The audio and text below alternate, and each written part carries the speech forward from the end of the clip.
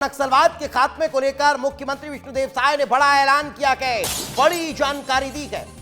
उन्होंने कहा कि अमित शाह ने कहा मार्च 2026 में नक्सलवाद खत्म होगा। हमारी सरकार बनने के बाद लगातार सफलता मिली है और मिलती जा रही है। लगातार नक्सली अपना हथियार छोड़कर सरेंडर कर रखे गए और जो जानकारी है वो ये बताई जा रही है कि 2026 तक नक्सलवाद खत्म हो जाएगा।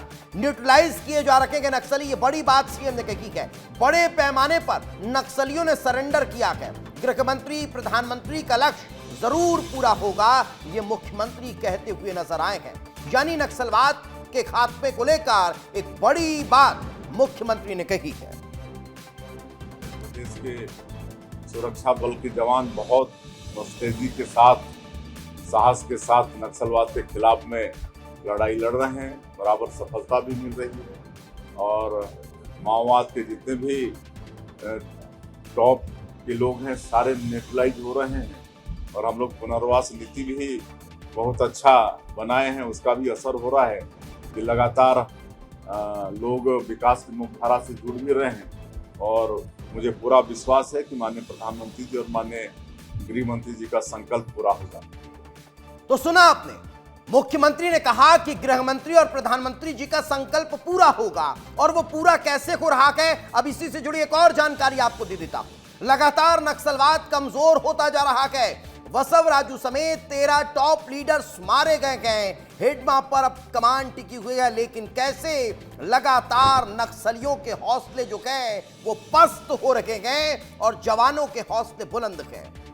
ये बड़ी जानकारी, ये 4 अलग अलग तस्वीरें आपके टेलीविजन स्क्रीन पर है। गढ़चिरौली महाराष्ट्र, जहां 61 नक्सलियों की घर वापसी हुई थी। उधर जगदलपुर छत्तीसगढ़ में 210 नक्सलियों ने अपने हथियार डाले और मुख्य धारा में लौट गए। कांकेर छत्तीसगढ़ में 21 नक्सलियों की घर वापसी हुई तो बीजापुर में भी नक्सलियों ने हथियार डाले और घर वापसी कर ली। यही कारण है कि अब ये पुरजोर तरीके से कहा जा रहा है कि नक्सलवाद अपनी अंतिम सांसें ले रहा है और नक्सलवाद अब अपने अंतिम दौर में है। क्योंकि चंद मुट्ठी भर नक्सली बचे हैं, चंद मुट्ठी भर हथियारबंद नक्सली, उसके बाद 2026 तक इसका भी खात्मा हो जाएगा।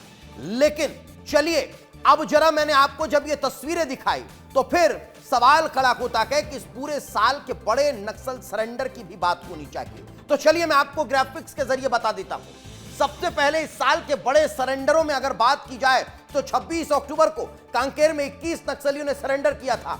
उधर 16 अक्टूबर को, इससे पहले रुपेश समेत 208 नक्सली सरेंडर कर चुके थे। 2 अक्टूबर को बीजापुर में 103 नक्सलियों ने सरेंडर किया था और 15 अक्टूबर को सुकमा में 27 नक्सलियों ने सरेंडर किया था। ये जो 16 अक्टूबर वाला सरेंडर था वो बड़ा सरेंडर था। क्योंकि रुपेश समेत 208 नक्सलियों ने सरेंडर किया था। अब जरा उससे और पहले चलते हैं। 14 अक्टूबर को भूपति समेत 61 नक्सलियों ने सरेंडर किया था। उधर 24 सितंबर को दंतेवाड़ा में 71 नक्सलियों का सरेंडर हुआ था और 30 मार्च को बीजापुर में 50 नक्सलियों ने हथियार डाल दिए थे। तो 23 मार्च को बीजापुर में 22 नक्सली घुटने पर आ गए थे। यह बताता है, यह दर्शाता है कि कैसे ये नक्सली जो है वो आत्मसमर्पण कर रखे हैं। लेकिन जहां ये सरेंडर की बात को रखी गई, वहीं जवानों के हौसले का भी जिक्र करते हैं और आपको बताते हैं कि कौन कौन से बड़े नक्सल लीडर मारे गए हैं। बात बसव राजू, जो पोलित ब्यूरो मेंबर था, महासचिव था, 1.5 करोड़ रुपए इस पर इनाम था, उसे ढेर कर दिया था और ये बड़ी चर्चा का विषय बना हुआ था। जयराम उर्फ चलपति, जो सीसीएम था, 1 करोड़ रुपए इस पर इनाम था और इसको भी जवानों ने ढेर कर दिया था। तो ये भी बड़ा नक्सली मारा गया था। अब इसके बाद बात बालकृष्णा उर्फ रामा राजू की, जो सीसीएम मेंबर था और उसको भी 1 करोड़ रुपए का इनाम था, हमारे जवानों ने ढेर कर दिया था। तो वहीं नरसिंहाचलम उर्फ सुधाकर, यह भी सीसीएम मेंबर था और इस पर भी 1 करोड़ रुपए का इनाम था, इसे भी जवानों ने ढेर कर दिया था। तो ये वो बड़े नाम आपको बता रहा हूं जिन नक्सलियों को ढेर किया गया था और मैंने आपको यह भी बताया कि कैसे ये नक्सली लगातार सरेंडर कर रखेंगे। अब चलिए एक और जानकारी आपको बता देता हूं। 1.5 साल में स्थिति क्या है जरा समझिए। 1.5 साल में 450 प्लस नक्सली एनकाउंटर में मारे गए हैं। 450 से ज्यादा नक्सली एनकाउंटर में मारे जा चुके हैं, ढेर हो चुके हैं पिछले 1.5 साल। लेकिन वकील, अगर नक्सली खुद मान रहे हैं कि संगठन कमजोर हो चुका है, तो समझिए कि कैसे बड़ा एक्शन दिखाई दे रहा है। उससे इतर एक और जानकारी, छत्तीसगढ़ में महासचिव बसवराजू मारा गया, जिसकी मैंने आपको जानकारी दी कि कैसे बड़ा इनामी नक्सली था। इतना कि नहीं, अब 10 से ज्यादा सेंट्रल कमेटी मेंबर जो हैं वो मारे जा चुके हैं, खत्म हो चुके हैं, और उनका मारा जाना बताता है कि नक्सल संगठन अब खात्मे की ओर है। कई स्पेशल जोनल कमेटी के सदस्य भी मारे जा चुके हैं, और यही कारण है कि अब नक्सलवाद अंतिम सांसें गिन रहा है, और यही वजह है कि नक्सलवाद खात्मा जो है वो अंत आ चुका है। लेकिन अब जरा एक छोटी सी जानकारी वो और जान लीजिए कि आखिर नक्सली और नक्सल संगठन कितना बचा है।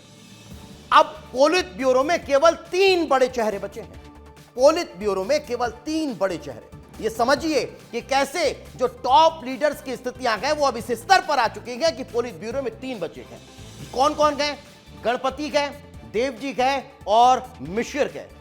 यही बचे हुए हैं, जो दर्शा रहा है कि बहुत जल्द या तो ये सरेंडर कर देंगे, या फिर ये आत्मसमर्पण कर देंगे, या फिर इनको मार दिया जाएगा। महासचिव बसवराजू का एनकाउंटर हुआ, यह हम लगातार बता ही रहेंगे, लेकिन इसके बाद जो जानकारी है वो समझिए कि संगठन ने अब तक नेतृत्व स्पष्ट नहीं किया है कि नेतृत्व संगठन का आगे कौन करने वाला है।